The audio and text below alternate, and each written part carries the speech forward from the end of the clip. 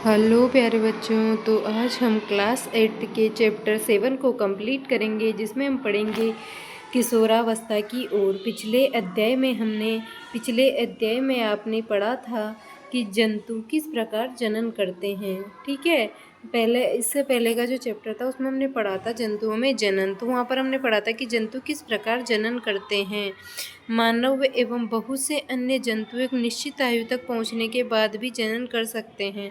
जैसे कि मानव है एवं अन्य कई प्रकार के जंतु है जो एक निश्चित आयु तक पहुंचने के बाद भी क्या करते हैं, जनन कर सकते हैं। ठीक है, मानव किसी निश्चित आयु के बाद भी जनन कर सकते हैं, ये अपन ने पढ़ा। इसके आगे देख, इस अध्याय में आप मानव के शरीर में होने वाले उन परिवर्तनों के विषय में पढ़ेंगे जिसके उपरांत वे जनन हेतु सक्षम हो पाता है। अध्याय 6 में आप मानव जनन अंगों के विषय में पढ़ चुके हैं। इस अध्याय में हम उन हार्मोन के विषय में चर्चा करेंगे जो बच्चे में होने वाले उन परिवर्तनों के लिए महत्वपूर्ण भूमिका निभाते हैं, जिनके कारण बच्चा बड़ा होकर वयस्क हो जाता है। तो हम यहाँ पर उन हार्मोन के विषय में चर्चा करेंगे जिससे कोई बच्चा जो है बड़ा होकर वयस्क हो जाता है। किशोरावस्था से यौवनारंभ। ठीक है, बूजो अपना 12वां जन्मदिन मना रहा था।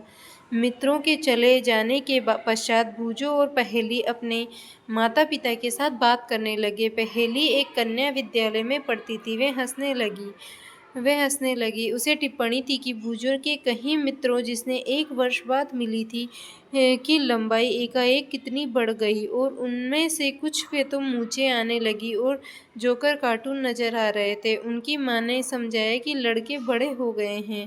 यदि हम बात करें आगे, वृद्धि जन्म के समय से होने लगती है। जैसे ही बच्चा पैदा होता है वैसे ही वृद्धि होने लगती है, परंतु 10 या 11 वर्ष की आयु के बाद वृद्धि एकाएक तीव्रता से बढ़ने लगती है। वृद्धि साफ दिखाई देने लगती है। शरीर में होने वाले परिवर्तन वृद्धि प्रक्रिया का एक भाग हैं। ये इस बात का संकेत है कि जब आप बच्चे नहीं रहे तथा युवावस्था में कदम रखते हैं, युवावस्था में कदम रखते हैं, वृद्धि एक प्राकृतिक प्रक्रम है। इसका अर्थ है कि अब आप बच्चे नहीं रहे, युवावस्था में कदम रख रहे हैं। यहाँ पर देखिए, शरीर में होने वाले इस परिवर्तन की अवधि कब तक रहती है ना। शरीर में होने वाले जो परिवर्तन है, इनकी अवधि कब तक रहती है, वो जो पूछ रहा है पहेली। जीवन का ये ऐसा अजीब काल है कि इसमें आप न तो बच्चे रहते हैं और न ही बड़े। मैं जिज्ञासु हूँ कि बाल्यकाल एवं युवावस्था के मध्य इस अवधि का कोई विशेष नाम है। तो हम पढ़ेंगे वृद्धि। वृद्धि एक प्राकृतिक प्रक्रम है, जीवन काल की वह अवधि जब शरीर में ऐसे परिवर्तन होते हैं जिसके परिणाम स्वरूप जनन परिपक्वता आ जाती है, किशोरावस्था कहलाती है। किशोरावस्था लगभग 11 वर्ष की आयु से प्रारंभ होकर 18 से लेकर 19 वर्ष तक चलती है। यहाँ पर हमने बात की कि जो वृद्धि है वो एक प्राकृतिक प्रक्रम है, भाई वृद्धि होगी ही होगी। ठीक है, जीवन काल की वे अवधि जब शरीर में से परिवर्तन होते हैं तो परिणाम स्वरूप जनन परिपक्वता आ जाती है। किशोरावस्था, और ये किशोरावस्था कहलाती है। किशोरावस्था जो होती है 11 वर्ष की आयु से प्रारंभ होकर 18 से 19 वर्ष की आयु तक रहती है। ये अवधि क्योंकि अंग्रेजी के टीन 13 से 18 मतलब 18 से 19 की बात कर रहे हैं यहाँ पर, है ना, से या फिर 19 वर्ष की आयु। ठीक है, तो इस अवधि क्योंकि अंग्रेजी के थर्टीन्स ना, और मतलब 11 से शुरू होती है, 13 से 80 या 90 वर्ष की आयु तक होती है। किशोरों को टीनेजर्स भी कहा जाता है।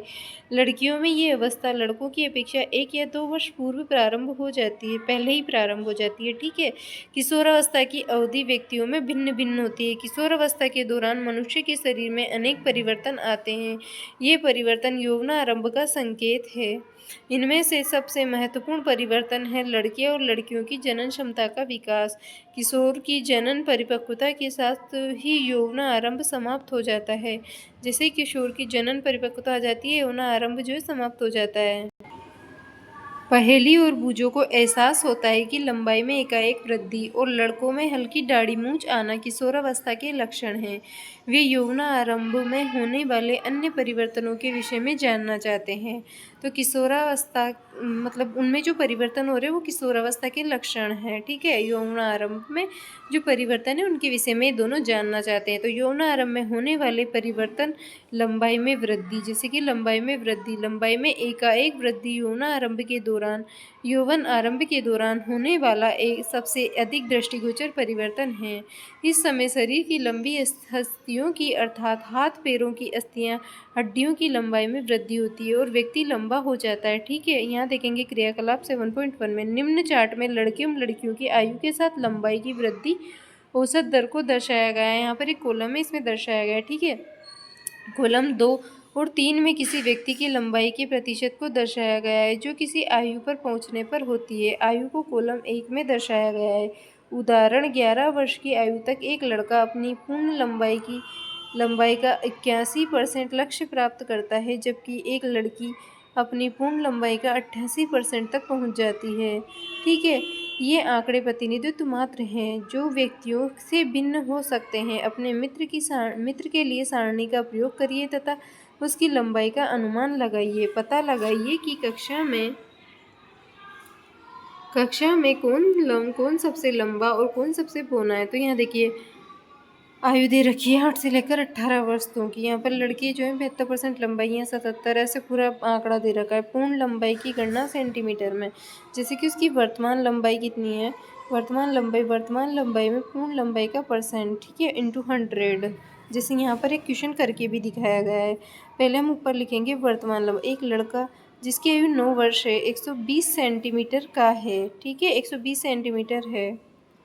वृद्धि काल की समाप्ति पर उसकी अनुमानित लंबाई होगी, है ना। तो पहले हम क्या लिखेंगे, वर्तमान लंबाई कितनी है 120 सेंटीमीटर। ठीक है, उसके अलावा 120 सेंटीमीटर, तो इसको परसेंटेज में लिखेंगे हम कि वो कितना परसेंट है। 9 वर्ष का है तो इसका 9 का परसेंट कितना दे रखा है यहाँ पर 75, तो ऐसे 75% लिख देंगे हम, है ना। 75 गुणा चार्ट में दिए गए, यहाँ लिखा है कि ये परसेंटेज हमें कैसे लिखनी है। वर्तमान लंबाई 120 हो गई, वर्तमान आयु में पूर्ण लंबाई, तो ये चार्ट में दिए गए मान के अनुसार लिखनी है। ठीक है, तो 75 लिख दिया, इंटू 100 कर देंगे, बराबर कितना आ गया 160 सेंटीमीटर आ गई इसकी लंबाई। ठीक है, यहाँ पर एक और क्रियाकलाप दिखाया गया है। क्रियाकलाप 7.1 में दिए गए आंकड़ों का उपयोग करके ग्राफ बनाइए। आयु को एक्स अक्ष पर आयु जो होती है ना उसको, तो एक्स अक्ष पर हम लंबाई को वाई अक्ष पर लीजिए। अपनी आयु को ग्राफ पर विशिष्ट रूप से चिन्हित कीजिए। आप लंबाई के जिस प्रतिशत को प्राप्त कर चुके हैं उसका पता लगाइए। आप अंततः जिस लंबाई को प्राप्त कर सकेंगे उसकी तुलना कीजिए। ग्राफ की तुलना निम्न ग्राफ से कीजिए। यहाँ पर इधर तो आयु वर्षों में दे रखी है, यहाँ पर पूर्ण लंबाई का प्रतिशत दे रखा है। प्रारंभ में लड़कियाँ लड़कों की अपेक्षा अधिक तीव्रता से बढ़ती है। जो प्रारंभ होता है तो उसमें प्रारंभ में लड़कियां लड़कों की अपेक्षा अधिक तीव्रता से बढ़ती है, परंतु लगभग 18 वर्ष की आयु तक दोनों की अधिकतम लंबाई प्राप्त कर लेते हैं। अलग अलग व्यक्तियों की लंबाई की वृद्धि दर भी भिन्न भिन्न होती है। कुछ यौवन आरंभ में तीव्र गति से बढ़ते हैं तथा बाद में धीमी गति से होती है, जबकि कुछ धीरे धीरे वृद्धि करते हैं। पहली बोलती है, मैं चिंतित हूँ, यद्यपि मैं लंबी हो गई, परंतु शरीर की तुलना में मेरा चेहरा छोटा है।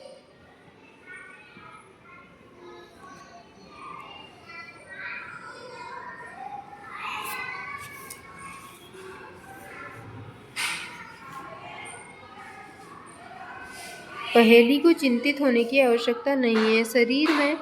शरीर में सभी अंग समान दर से वृद्धि नहीं करते। कभी कभी किशोर के हाथ अथवा पैर की अन्य अंगों की अपेक्षा बड़े दिखाई देते हैं, परंतु शीघ्र ही दूसरे भाग भी वृद्धि कर शारीरिक अनुपात को संतुलित कर देते हैं। फलत शरीर सुडौल हो जाता है। आपने ध्यान दिया होगा कि व्यक्ति की लंबाई उसके परिवार में किसी न किसी सदस्य से लगभग समान होती है।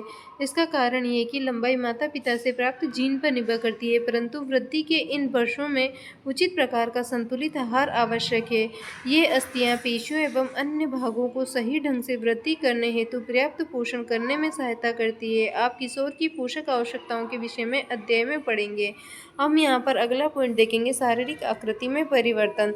तो आज के लिए इतना ही। इसके बारे में हम पढ़ेंगे